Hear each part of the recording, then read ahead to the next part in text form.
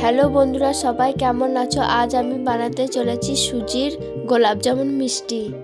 কড়াইয়ে 2 চামচ গাওয়া ঘি দিয়ে দিয়েছি। এবার ভালো করে নেড়ে চেড়ে 3 কাপের মতো দুধ দিয়ে দেব।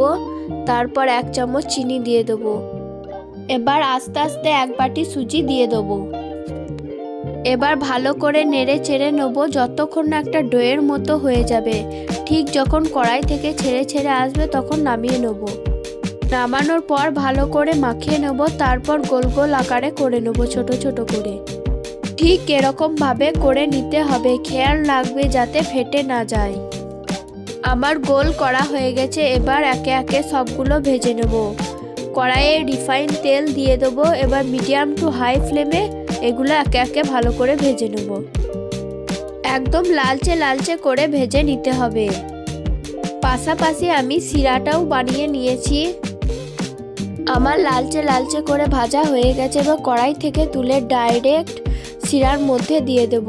ভালো করে নেড়ে চেড়ে নেবো, তাহলে ভালো মতো শিরাগুলো ঢুকে যাবে।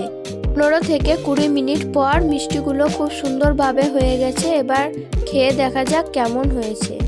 খেতে খুব সুন্দর হয়েছে, তোমরা একবার বাড়িতে ট্রাই করে দেখতে পারো। ভিডিওটি ভালো লাগলে লাইক কমেন্ট শেয়ার করে দেবে। বাই।